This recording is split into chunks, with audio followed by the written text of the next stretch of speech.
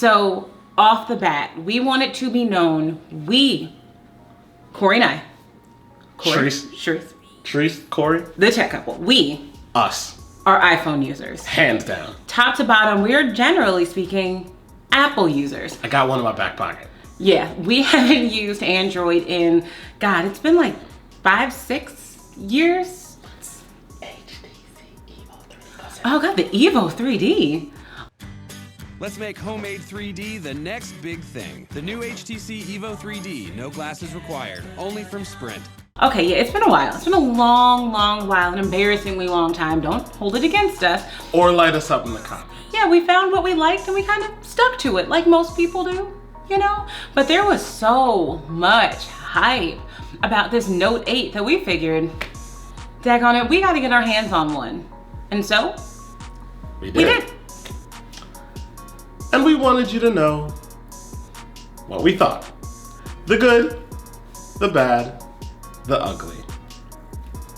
From primary iPhone users. Which we are.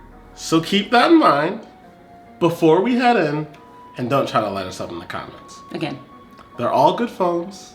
all phones matter, You have to pick the one that works for you. which we have, Just the iPhone seems to work for us. and it does. So it's kind of biased, It's a little biased. but It's not there's a super biased. lot of things we liked about the Note 8. Absolutely. So let's get to it.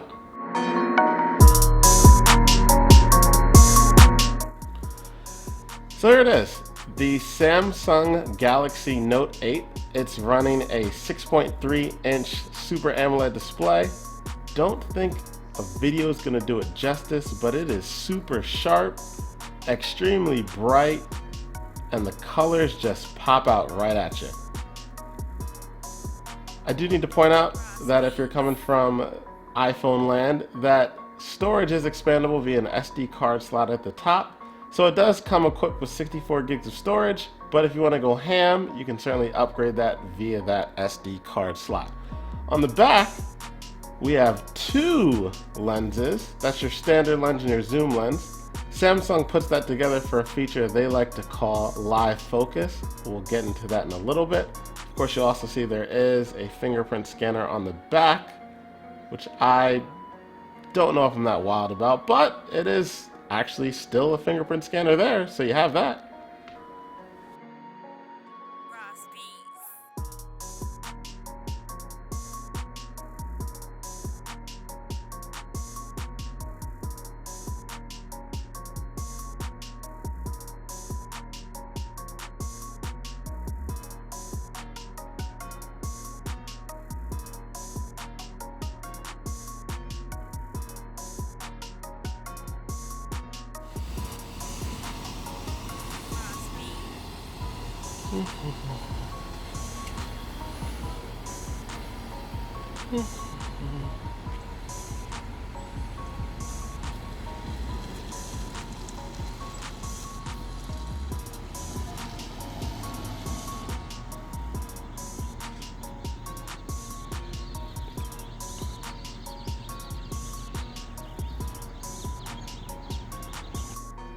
Of course, the Note 8 is IP68 water resistant, which does kind of allow you to submerge it in water for a period of time without worrying that your precious device will get ruined.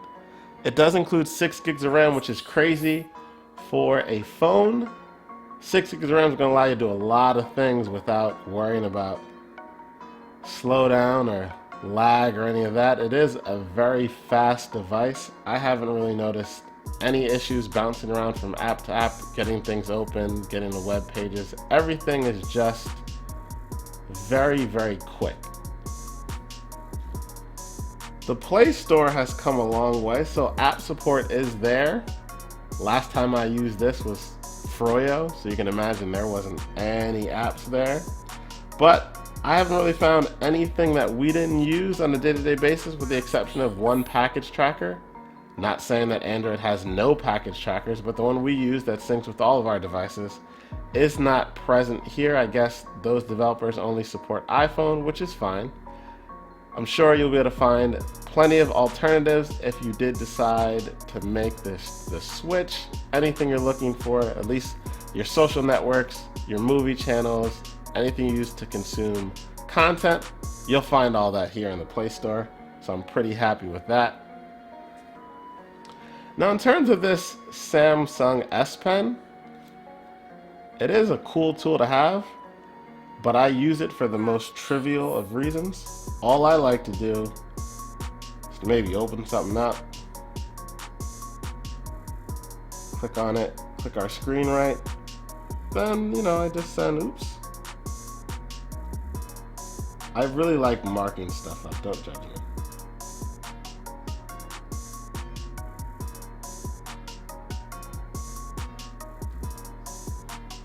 And then you can take whatever that markup you made and you can quickly share it to any platform, which I thought was pretty cool, but that's literally all that I've used it for.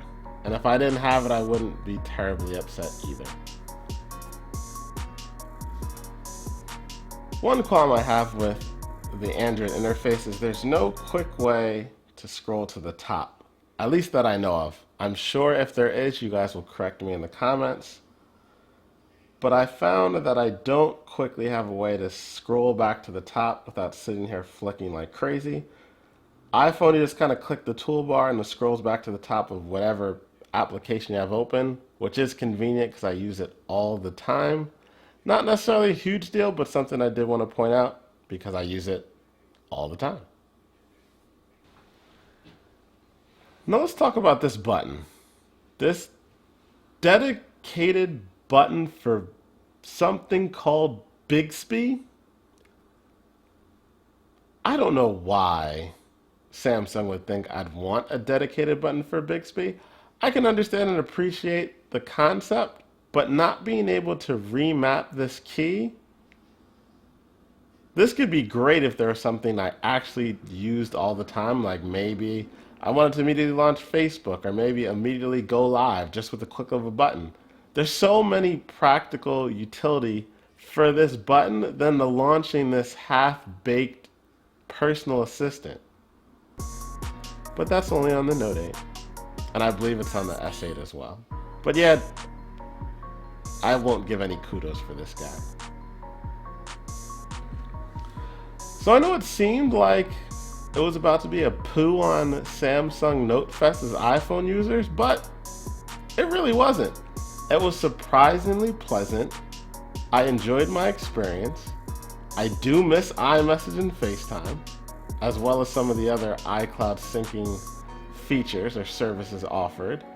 But if you're thinking about switching, it's really not a bad phone at all. If I only had one device, I could easily see myself with a Note 8 as my primary device.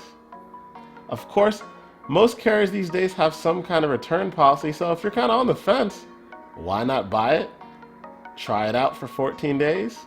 If you don't like it, go ahead and return it. If you do, keep it. But at least you know you tried, you gave it an honest effort, tried to experience something new, and maybe you'll find that, you prefer this over your iPhone. Or maybe you find out, oh, you really do like your iPhone. Either way, glad we're able to do this. Check this phone out. It was a great device.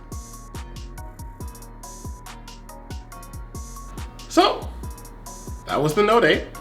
After a weekish in our hands, this is what we thought of it. If you're on Team Android, certainly not a bad device. Not at all. The screen is gorgeous, as we've said Beautiful. 1,000 times over at this point. If you're on Team iPhone and thinking about jumping ship, not a bad phone either. No, just keep in mind some of our reservations coming from an iOS device. There are a few things that are just really different than what we're used to. Normally I wouldn't say this, but if you like this video, go and give it the thumbs up. If you weren't a fan, let us know why in the comments. Please don't just default to a thumbs down. Yeah, you can give us a thumbs down with your description. That would be appreciated. Constructive criticism. Exactly. If you want to, there's a subscribe button. You can click on it. There's a bell. You can click that too. All of this is encouraged. The bell notifies you. Next time we get a video up, you get a little push notification, just boom, tech couples posted the video. So if you like that kind of stuff, we'd appreciate it if you like that kind of stuff. Feel free to do that. It's been a pleasure as always. That's Sharice. I am. This is Corey. He is.